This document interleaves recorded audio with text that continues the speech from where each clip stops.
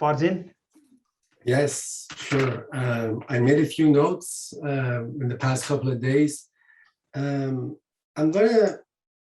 have ideas for you guys. And by all means, please feel free to comment in any direction that you like. You can agree with them, disagree with them, but it's an open discussion. Number one is I see a lot of good efforts in bridge modeling. Now, this can be the substructure, the foundation, the superstructure, different ways of modeling columns. I think that it is beneficial to have a core group of researchers working together for bridge modeling. This can be a group of researchers who are going to report to the research committee. But if all the folks who are doing modeling of bridges, which is much of the funding that TSRP gets, much of the funding that the TSRP is being used, that can be really beneficial. That's one thing that I had in mind. The other thing that I wanted to talk about is Boris and others and I had a conversation, I think it was early in the afternoon, about sophistication in modeling and how much sophistication in modeling is good enough. Pedro was there too. So we need to identify for what purpose, for what regions, for what site conditions, for what type of bridges, what level of sophistication in the modeling is needed. That can help our work go to practice, which is going to be my third comment. At some point, our work needs to have a customer. And the customer is the engineer who's either doing practice or there is a big problem related to the items that David mentioned out there that we need to go and identify and solve. So either there is a big problem that there is no solution for, we go solve with research, or the work that we have done has to go to practice. We cannot remain in this limbo zone. And with that, I think I have talked about 3 items. You can please be gentle with me.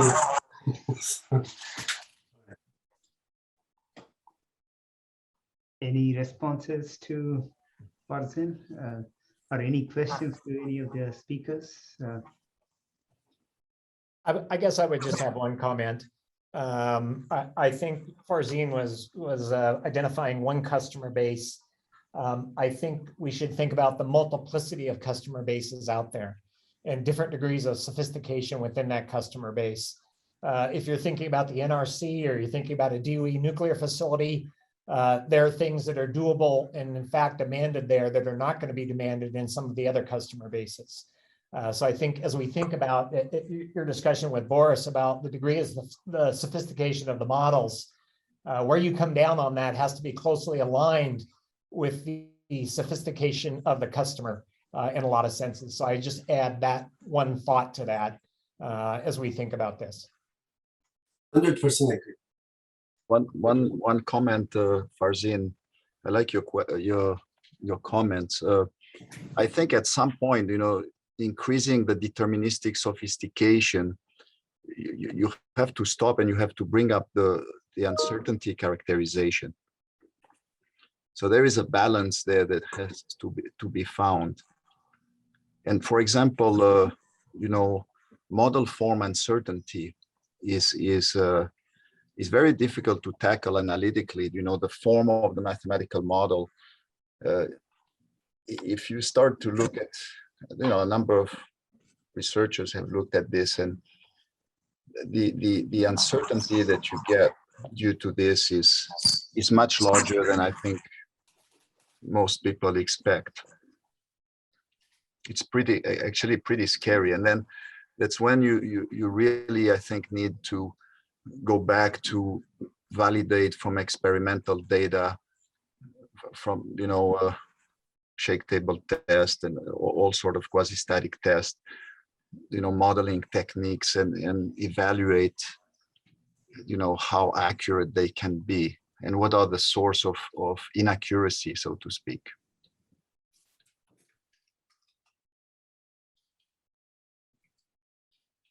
Exactly. You're correct, Joel. What I understood from your comment is that if we continue with a certain form of modeling, or we continue, we're going to end up with creating noise rather than capturing the essence of the response due to all the uncertainties that is involved in the modeling of different components of the system that we are modeling.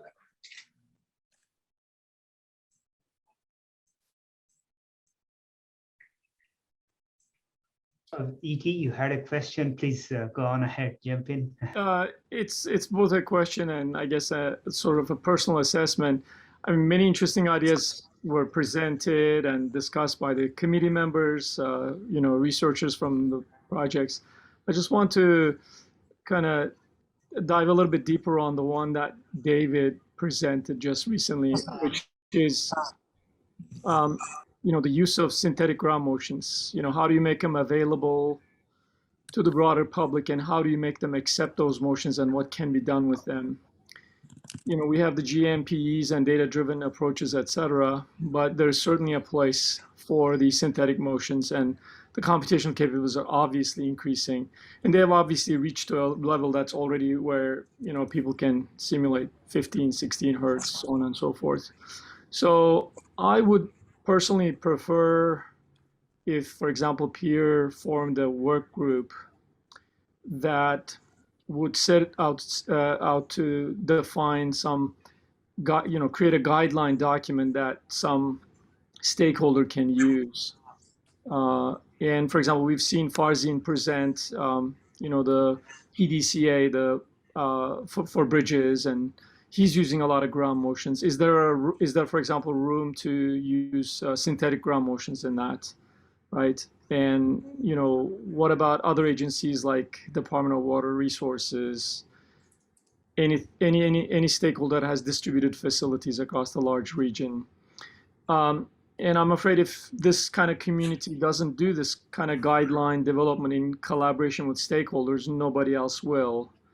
And is the right kind of group of people and the right kind of tools are already available. And then, of course, uncertainties. Yeah, that's a big issue. That's, research. But I hope that there is some reach out to the stakeholders to develop some sort of a guideline document like ATC does or NIST does, that kind of tries and define how synthetic ground motions can and should be used. Yeah. And then, of course, that is not confined to only, like, say, SW4, like some finite element wave propagation. Either there are other platforms. SCEC has been trying to do that, but they're seismologist dominated. They are, a little bit divorced from the application side, and this is the kind of group I think that can handle that. So I hope there's some. I would just like to respond to that, E.T. I think that's an extremely important point. And we've been having these types of discussions and trying to capture those kind of thoughts with the notion that we don't want to have this technology still being used to admire the problem 10 years from now, and not have made a logical, strategic way of embedding this into the practitioner community. That's critically important. And so we put a lot of discussion into that, as you might have seen at the workshop. And I would say Norm Abramson has been absolutely essential in that discussion because he's got a vision. He put together a vision document, which we can share. And he talked a little bit about the workshop of how to do a phase transition into practice in a measured way. And so I'm absolutely in agreement with you. And I think that's a really critical element. And Pierre's the right place to do that, because they've got such an engineering focus. So I think it's a really, really important comment that you just made.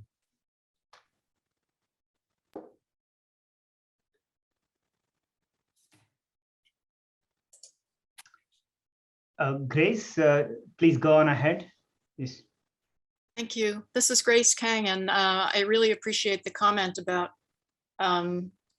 applying the application of research to various stakeholders, whether they be structural engineering or other practitioners or or other sophisticated stakeholders, which may be more regionally oriented.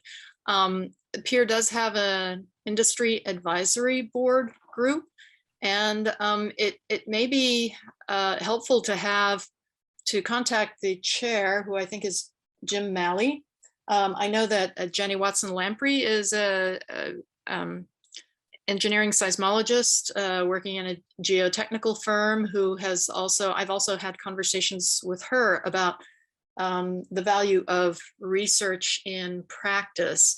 And so I think that there are a few members of that group who would be very interested, if they're not on this call, who would be very interested in hearing and participating in such an effort to get to understand what the issue is with respect to synthetic ground motions and what the benefits may be to the practitioner, as well as how it could be incorporated in practice, depending on, who that stakeholder is, whether it's DOE, the sophisticated structural engineer with challenging problems, that type of thing. But we do have a few resources that I would encourage the, a facilitation of reaching out to some of those folks to get a good brain trust for some of these efforts. Thank you, Grace. We have Andan Lee from Caltrans. Andan, do you have a Caltrans perspective on it, or our input on any other items?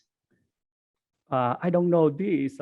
My personal opinion. I don't think that it represents Caltrans perspective, but I would like to share my opinion about this. I attend the workshop, several workshops with peer. I listen to different issue, new modeling. So everything is very advanced. However, I really encourage about some kind of a little bit innovative thinking, such as I'm thinking about we spend a lot of time and money understand really detail about earthquake, about how it propagate everything, but do we really spend the same amount of time about how to deal with earthquake? For example, let's talk about my field, geotechnical field. So in geotechnical, like 30 years, 50 years, we have three kinds of foundation, shallow foundation, deep foundation, and then earthquake happen. So we try to study about how it affects those things, or maybe a little bit better, we do a kind of like ground improvement in order to tolerate or increase the resistance or reduce the demand, those things. So do we spend more time about new technology, how to help the structure, how the foundation to against the earthquake? For example, let's say like if you build a machine foundation, let's see a small scale like earthquake. So you have a machine foundation. When the machine work, it generates a lot of wave, a lot of issue, and then how you avoid that issue for the adjacent structure. So a similar thing like for earthquake. When earthquake happen, you study a lot of things about earthquake. But so depending on your client, you may shift the focus. But let's talk about the concept. Earthquake, nothing different than like machine foundation, but it's a bigger scale. So do we have any thinking about how to mitigate those things? So that's in that sense, I would like researcher think about a little bit more innovative way. For example, for the structure, when earthquake happen, I visit several buildings in Japan, and I see that some frame can move, can adjust the hinge in order to reduce the demand, or even they talk about some idea about they generate counter wave, like earthquake in this side, they generate one kind of wave. So we generate another kind of wave to cancel the problem, the earthquake problem. So my point is, we spend a lot of time to understand things, to simulate as close as the real one. But at the same time, we should, also focus some kind of innovative thing in order to counter that. in order to help us to have a better design. Because right now, the more we understand about earthquake, so the more variable the earthquake have several kind of variable. The more you put variable on that, the probabilistic will increase the demand. And for us, it's no help because the demand increase. We have to design bigger foundation. It's very interesting. Is a lot of clients call us and say that we designed that bridge 30 years ago and no problem happened. Now Caltrans changed the policy, and suddenly we have to design bigger foundation and bigger power. So what's the problem? The bridge stay there for like many years and no problem. And whenever your guy change the policy, whenever your guy update the new study, and we have to design bigger and bigger and bigger. So that is a lot of feedback to us. And therefore we always think about, yes, we study more about earthquake to understand it, but in another branch, I encourage someone like put more thinking about how to help about the resistance, how about the capacity of the structure, those things are the foundation. That is maybe one way of research, because the more when the computer like 1980 happened, then it helped us a lot about computation. And therefore, the branch of simulation modeling developed so fast. But for the capacity for the soil, for example, like that, how the same soil, I told them that we study soil like 100 years till now, nothing different. But the only difference is demand increase. That's why we have to increase the footprint. And in some sense, that's for them, the client onward complaint is not fair, because of course, everything is science, but if we spend more time about some innovative way to help us to resist effectively earthquake, that is also very attractive path for research. That is my, it not represent Caltrans, but it is my own opinion about, the way, the strategic thinking about how to deal with earthquake in another sense. Thank you, Anton. Boris, you have your hand up, please. Yeah, can you hear me?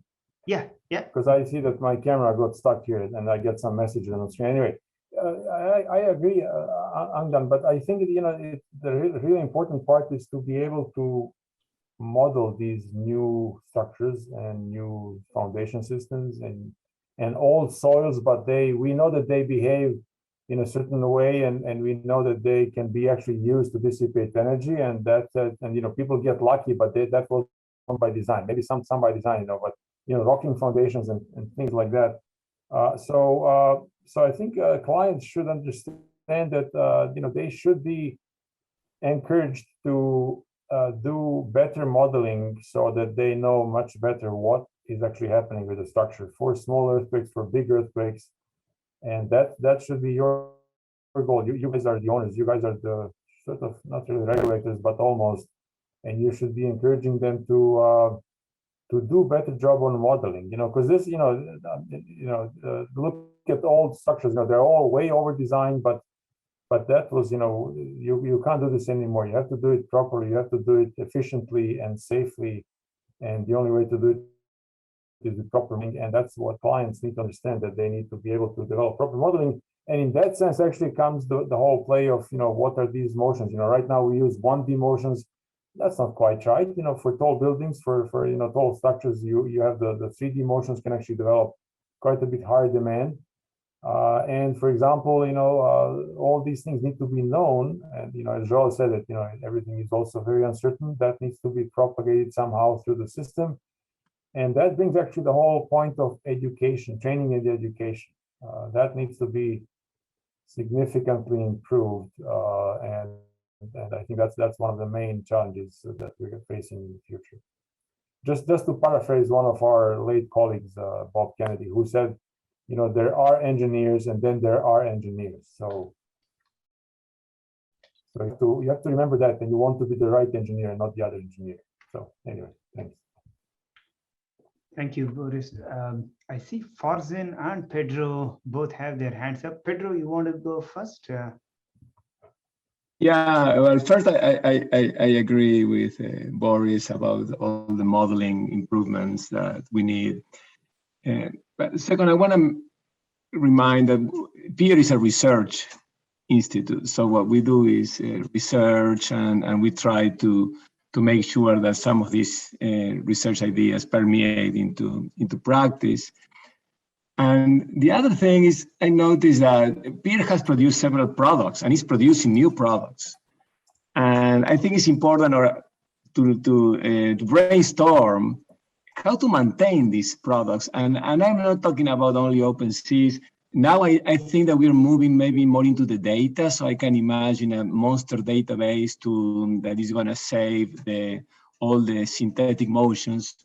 And then I imagine that in the future, this is going to become, this simulation of a very large system is going to become a commodity that everybody can run this thing somewhere and generate even more data. So PEER has to start thinking about models to maintain these resources, to make sure that these things are available. The NGL database, the NGA, sorry, that now includes all the NGL stuff. Is there any thinking about this, how to make this happen?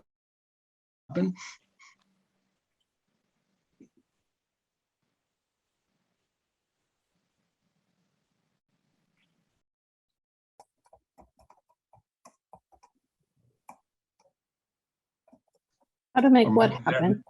Or no idea. So maybe it's going to happen, because I see that several things start dropping off, and it becomes difficult if there is not a well plan. Not really research.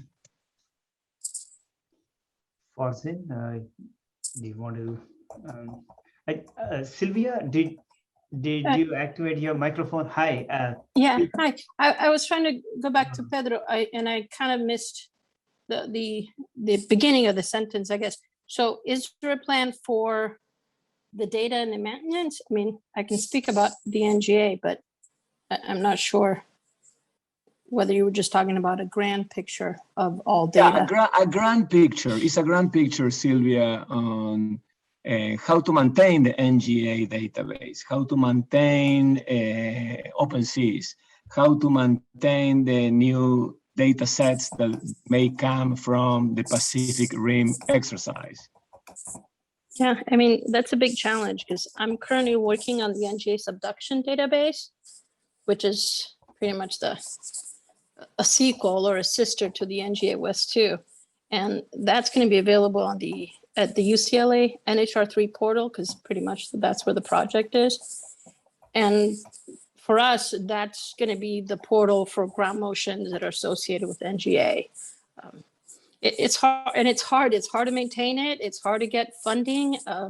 Yosef tries to do his best to find the funds to support it. And we have certain entities that continue to support our work. But it's a struggle. It's a struggle because the more you make something accessible for free, the more people want of it, and the less they're willing to give it the value that it needs.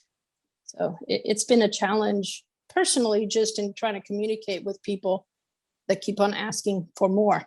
I mean, I'm trying to get this NGA subduction portal out as quickly as possible, and it should be out in the next month or so, but I get busy with other projects as well. So it's a lot of work to maintain and to create portals that are easy and user-friendly and make things accessible. It requires a full-time job or two. So yeah, it'd be nice to get funding for a big picture of this.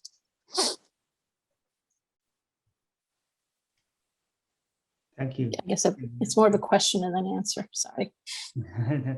No, that's fine. Farzin, you have your hand up. You can.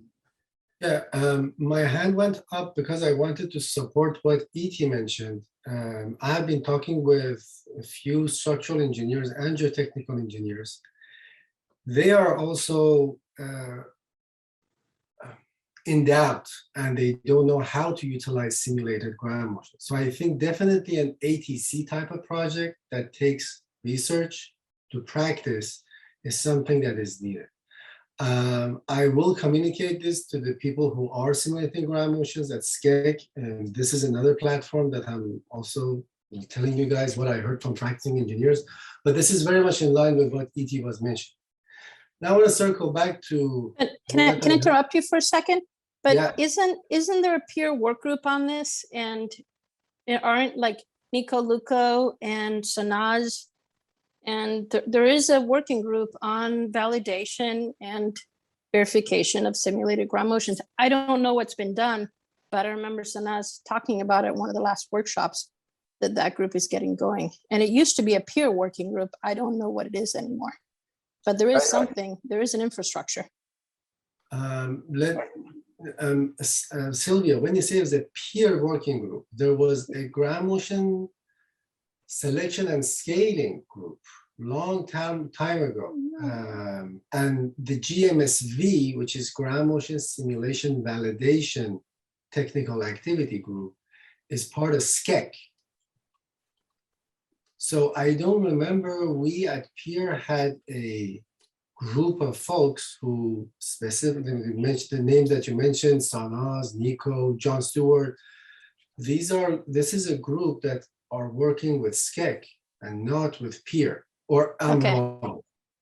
Well, if you Google it, there's just a lot of it going on, and there's some, and I don't know exactly who's doing what, but there is something out So there. definitely there is something. Definitely there is something. Yeah, But the and I know comment Sanaz is involved.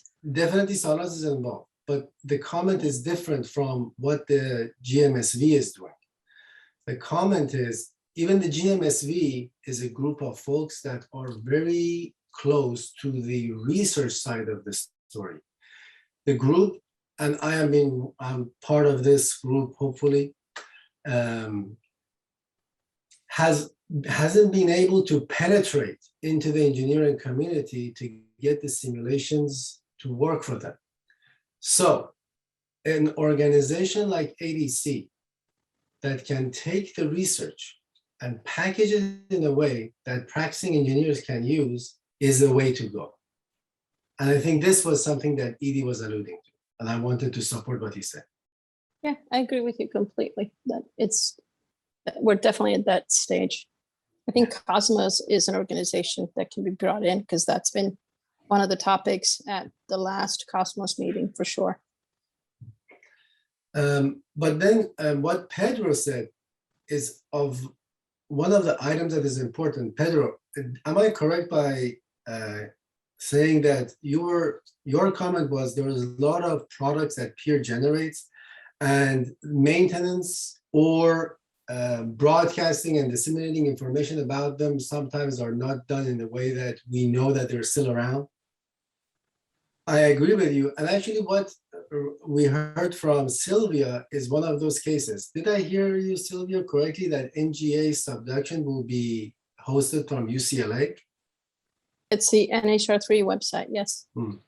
That's where the project is. You know, here's what I propose to Peer. We have obviously NSF investment on DesignSafe, and there's the computational infrastructure there, right? It has supercomputers to compute stuff, and then presumably large banks of storage to store stuff, and tools output like the ones that David has been alluding to, the highly compressed data sets with access, providing access to multiple users, et cetera. Why doesn't Peer kind of try and go after some maybe NSF money so that DesignSafe gets some funds to store data products that Peer is producing for the benefit of the entire community? This will be probably cheaper than Peer, hiring its own personnel and creating its own computational infrastructure. Right, so if Peer could get NSF pay a little bit money to DesignSafe on its behalf, and maybe some of the state stakeholder agencies, maybe Caltrans a little bit, PG&E, whoever, and then there's this kind of data repository and other tools that can be hosted at the DesignSafe. And then, that would be a nice place. Right now, I think we can already do it a little bit. You just have to convince Ellen Rathje to host your large sets of data, but it's not sustainable that way. Those are kind of ad hoc requests. If Pierre goes out to generate these large data sets, large modeling inventories, contribute in a way that SimCenter is doing. Can I ask you a question about that? If you store the data in DesignSafe, is it accessible through web services? Yeah, I think you can use like Jupyter notebooks as user interfaces to access the data. No, I mean just direct web services, just as USGS is doing. Yeah, you have to like an API or something. Yeah. Is it? I don't know if anybody knows that. Like a REST API, or you can just access through requests, Python requests, or curl or something that's a web-based access. Is that what you mean, Sylvia? Yeah, I mean, Yeah. I get the US. You know how USGS is going away from having a web portal and they have all their data on a web services server, and then other people can create user interfaces. So ASE is doing one, ASE 7, I think Oshbot has one. But I mean, I can get that data directly from Excel if I want to, or from Python, and so it's a whole different type of infrastructure for accessing data if you don't have it, if you need it just to be freely accessible. And so I wonder if DesignSafe does provide that access, or if you have to go through their portal.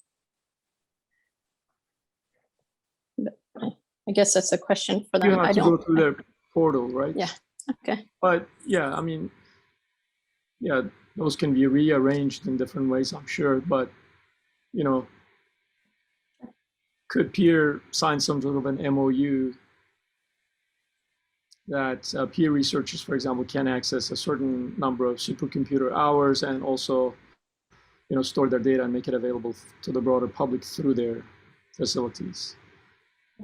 If you want to go scale up and produce a lot of data that people may want to use, that you need to store them someplace. Oh, Yeah. they have great infrastructure. Yes.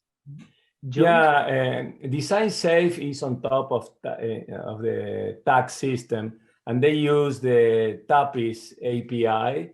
So using the TAPIS API that you can configure to your needs, you can access the data that is available there, and it's all open. All the data is open.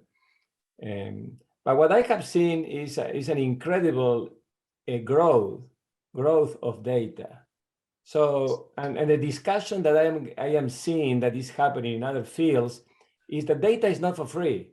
And right now we are thinking that it's for free, and we try to have that tendency. But I think that we are going to hit a wall very soon. I have 100 simulations done by David that he can do. And then the data is going to occupy an excessive amount of space. Who is going to manage that? Who is going to pay for that? It's not free. And you will say, oh, go to DesignSafe. No, DesignSafe is going to say no. And then you will say the university is going to say no. NSF is going to say, we don't take care of that.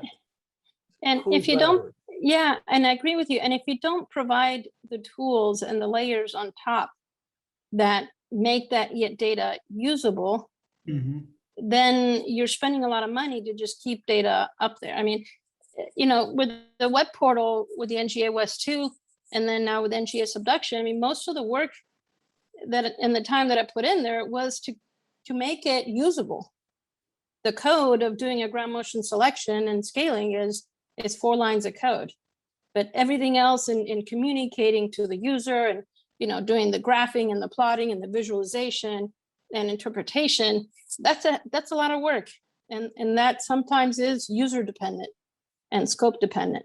So I agree with you completely. Data is not free, and the use of it is that much harder to make it be worth the cost that it is. Joel, you had Yeah, I have a question about the, the ground motion data that we talked a lot about. David, how do they in your workshop categorize all these ground motion? So there is the historical ground motion records. Then when you talk about synthetic, I think people mean different things. Like I have heard about Sanaz, like what she did in her PhD. It's a lot of stochastic ground motion records. So it's a stochastic process that is calibrated based on real earthquake record. And then you simulate artificial ground motion from this stochastic model. Yeah. And then you have the one where you model a region and, you do elastodynamics and but then when you do this, you're limited to 1 hertz, at least right now, right? And then you need to enrich this record with some stochastic for the model for the higher frequency content. So do they lump them all under the same words of synthetic earthquake records, or? No, I would say the flavors of those are quite different. And I can only speak, in detail to our work, and we're doing fully deterministic. We're trying to push fully deterministic simulations up to higher frequencies. Up to how many hertz? 10 hertz. We do the Bay Area at 10 hertz now. So for 10 hertz, don't you need the amazing amount of detail of the interface between the geological layers and all of this? You absolutely do. And so we're working on a couple of ways to augment the existing USGS 3D model. So we're implementing stochastic geology, officially correlated with target generated. And we also have a full waveform inversion algorithm that we're finishing so we can use small earthquakes to update and perturb existing geologic models.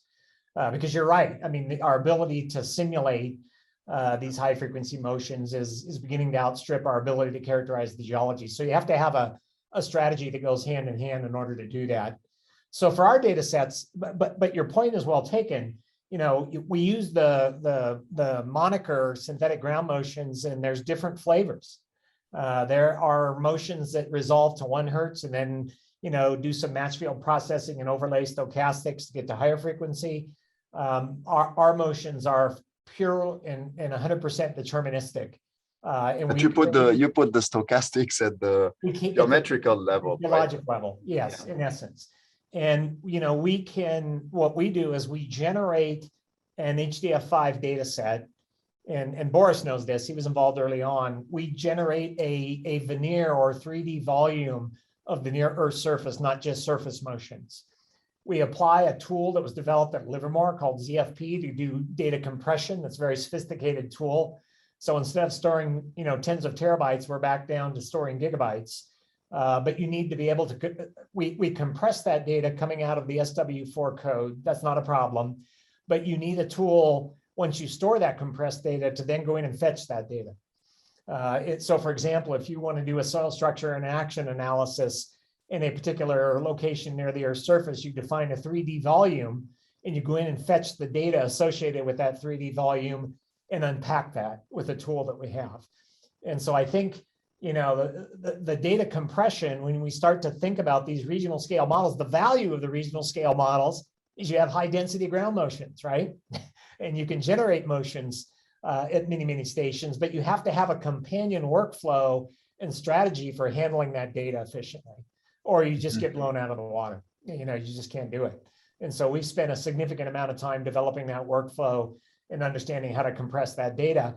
So the point is, as you think about these data sets and synthetic data sets, there needs to be a standard set of metadata that goes with those data sets to explain very clearly what's in those data sets. It's not just storing the data set.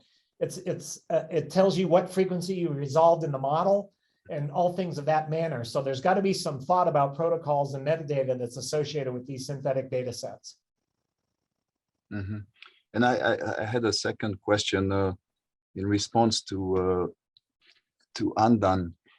I wonder if in your department you have, in recent years talked about this.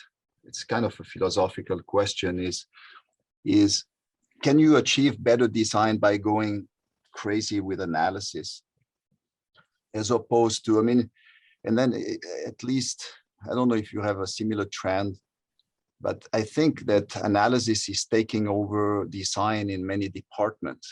These, professor in design are, I think, disappearing slowly.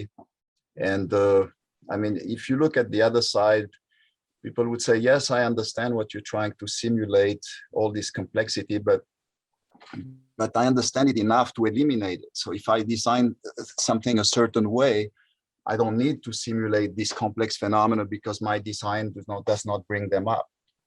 And I think if I understood you well, and then maybe it's a little bit your concern is going crazy with analysis and analysis-based design, simulation-based design. Maybe at some point it's counterproductive, and I'm not sure. I wonder if you guys have this kind of discussion in your department.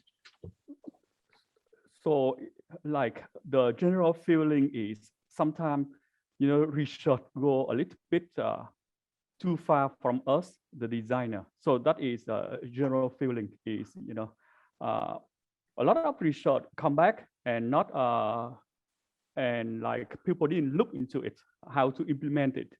And, so we understand the importance of the research. We really understand about, we have to go understand exactly what happened, and we try to simulate exactly, however, as you say, sometimes the feeling is research group and design group, we are very far from each other. And that concerns me because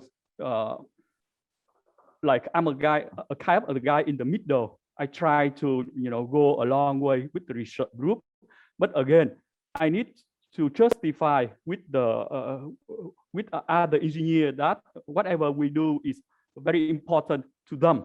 So and to them, very simple design engineer, very simple. Can we design something more effectively? Can we reduce the cost by studying more about this, about that, or not? I sit here, I understand like we have to understand exactly, we have to model it exactly like this, like that, totally understand. But I feel the gap between whatever your guy doing and whatever people need here a little bit far away. It creeps far away, and that's not really a benefit for any group. For example, design groups say, oh, I don't look into that because they study something like way ahead, and right now the system didn't allow us to do those kind of things. You have and academics say that no, we do research, we are not design. Your guy have to like speed up, understand what we are doing right now, and it help you. So that is the attitude both sides, and I don't think that it's helpful because both sides have the same the same feeling about each other, and that's why I my feeling is it become gradually difficult, and somehow different groups start saying that, okay, so now I need very specific topic. This, can you advertise the research for this kind of topic? I don't talk about other kind of topic. This is what I need. So that not helping, not helping the whole community, because we understand the research very important. But again, researcher also like try to help us back about our job, about try to understand what's going on with us too, instead of saying your guy didn't follow like the new advanced that tool that I show you. So that is my general feeling, and I'm not sure whether it's correct with other people or not, but based on my understanding, even in geotech, in Caltrans, people target some specific thing, and structure design also target some specific thing, and suddenly the research group, the voice is less and less important because we try to support the long-term strategy, but people start arguing that you didn't support us. Those study is good, but again, we are not benefit from that. So and I try to avoid that. That's why I encourage whatever your guy doing is important, but also please keep in mind that, try to help us too, because we really want to be like, for example, talking ground motion. Right now, we try to use synthetic model to generate ground motion in design for the ordinary bridges. So that is come from some research from Professor Abraham. So those things is helping, but it's not like very clear cut for other group of engineers. So I just share some kind of like general feeling to the researcher, and hope that your guy also try to understand us in some sense, instead of like everybody have their own feeling to other group, and it's not helping for a long run. It's not helping at all. Looks like Boris and Sylvia both have their hands up. So Sylvia first. Ladies first. Okay. Well, I can't say that anymore. This is wrong now. You can't say that anymore. I'm sorry. I appreciate. Thank you, Boris, for being aware of that. They're good for joking. Sylvia, go on. I appreciate it. Thank you. Well, considering the number of ladies here, it's nice to be able to represent. So to answer your question, Joel, just coming in from a structural engineering point of view and engineering firms, most simulation is to deal with the built environment.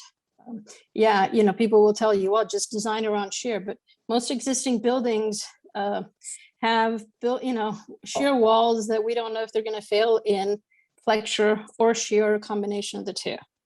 So yes, we can design around certain things, but most of the analysis that needs to be done is evaluation of existing buildings, and on top of that, designing retrofits.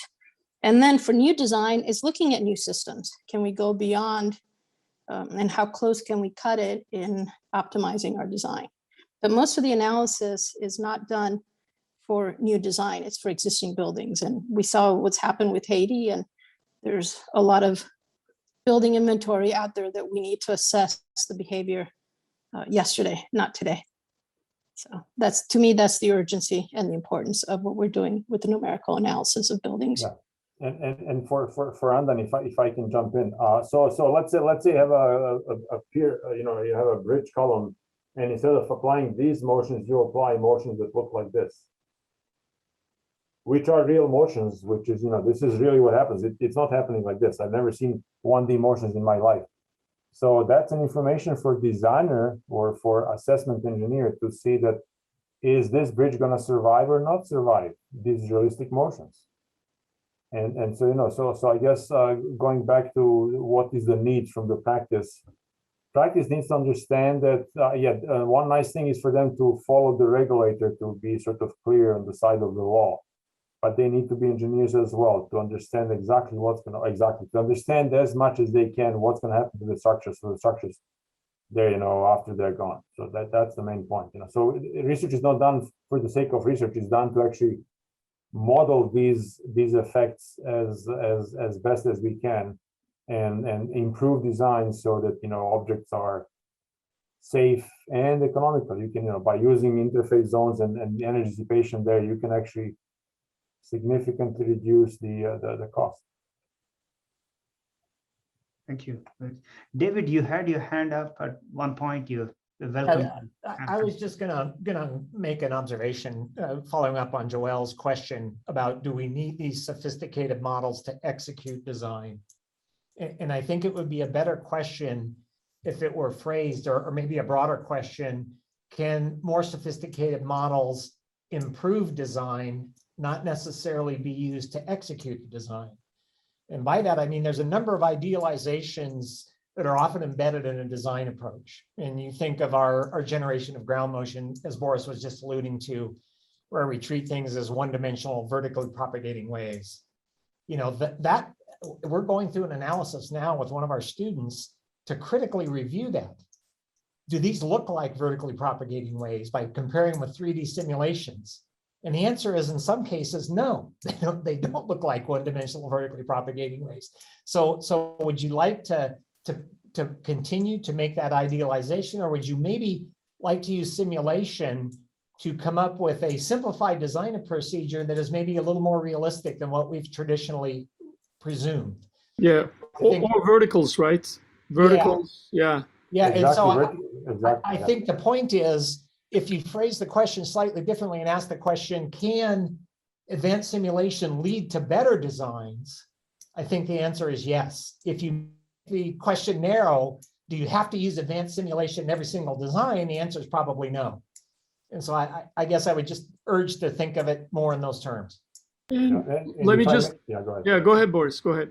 Just to say that you might not be on the safe side by using simplified design, actually. Exactly. And I'm an engineer, I want to know what's going to happen as close as possible. Yeah, all of these idealizations that we've often relied on for decades, what are the implications of those, right? And I don't see any other way than simulation to get at that, to be honest, because you just can't do those types of instrumentation in the field to understand those questions. So Exactly.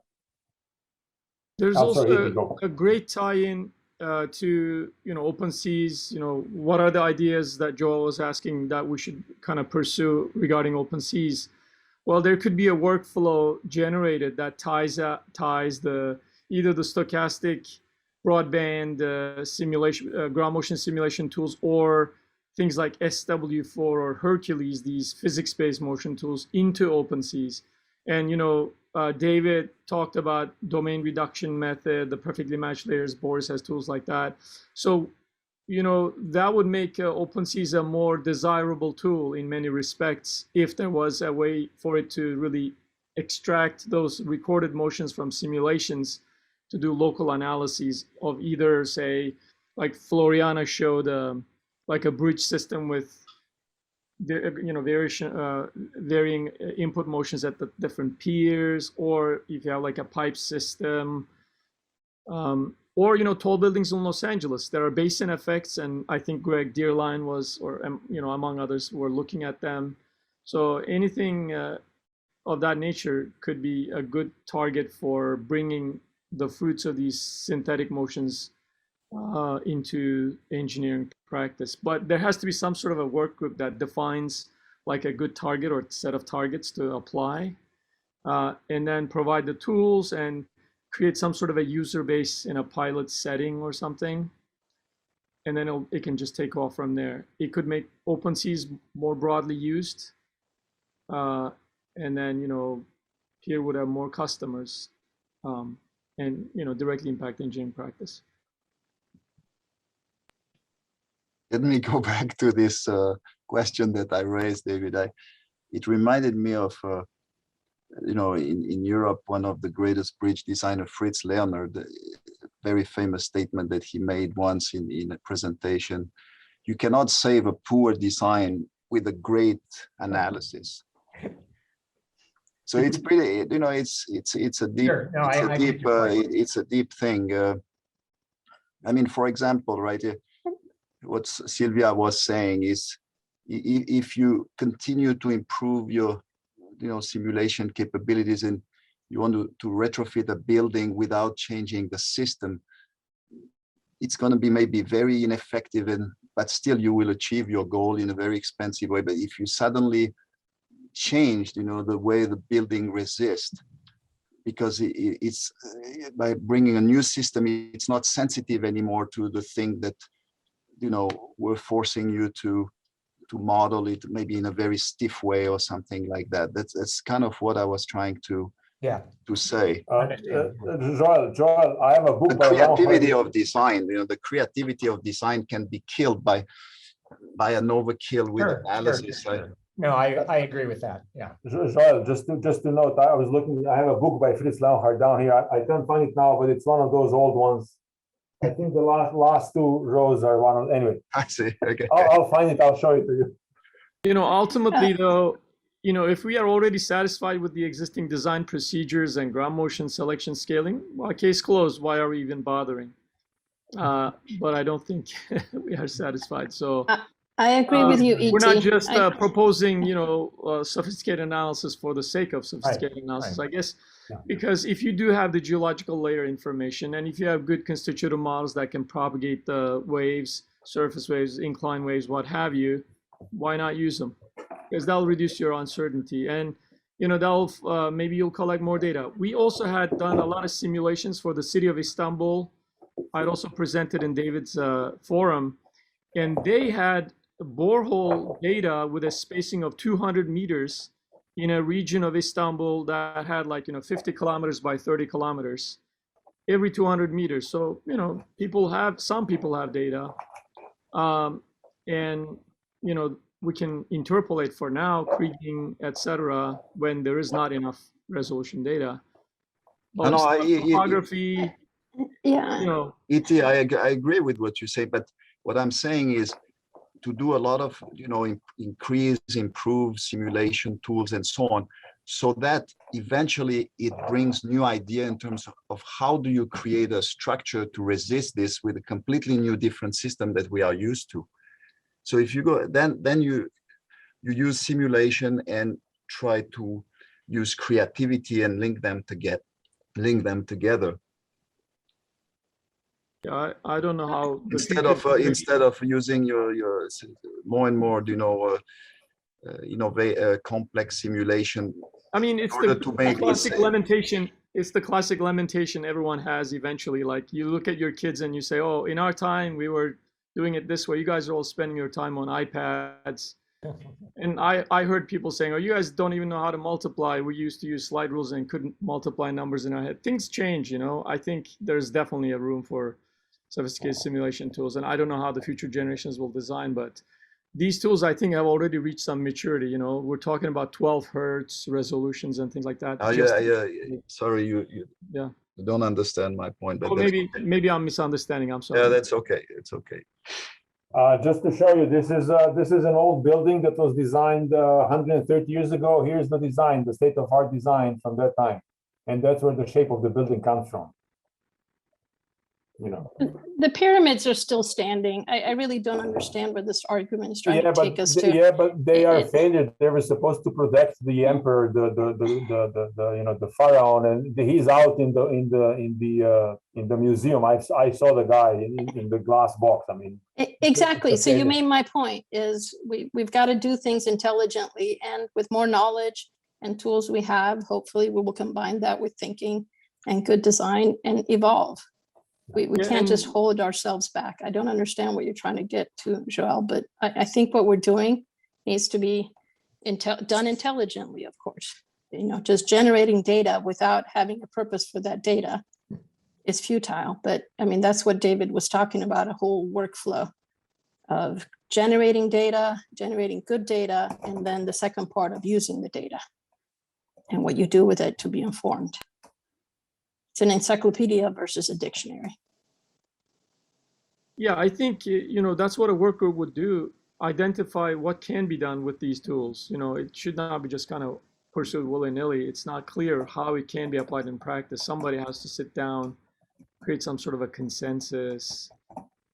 And if there's an application case, great. If not, well then, not yet. We definitely need to make professional engineers be the stakeholders in what we're doing.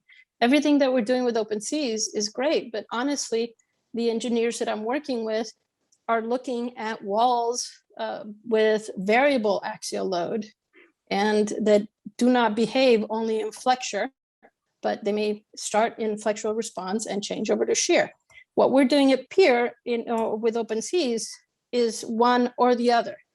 And so we do need to evolve what we're doing in research and be much better connected with what engineers are actually doing. They're doing much more sophisticated and interesting, quote unquote, research and development than we are doing as researchers. So I definitely do think that we need to bring in the stakeholders into what we're doing, not just as a separate committee.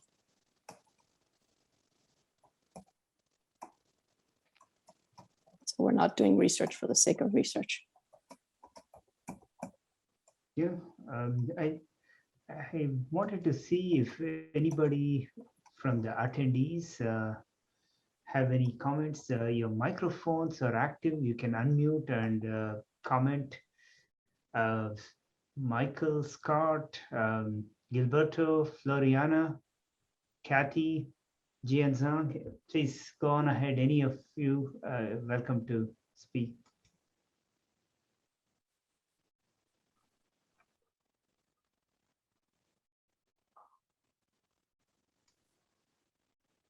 Well, we are about 15 minutes past our expected cutoff time, but the discussion has been really good.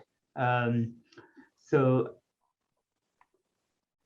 if there are no further questions or comments, we can adjourn the meeting. Any final thoughts from anybody on the panel here? Thank you, Amarnath. It was a great 2-day workshop. I really enjoyed listening to everyone. Thank you. Thank you for all the speakers. Yeah, and thank you all for being available for this panel, and a very good discussion.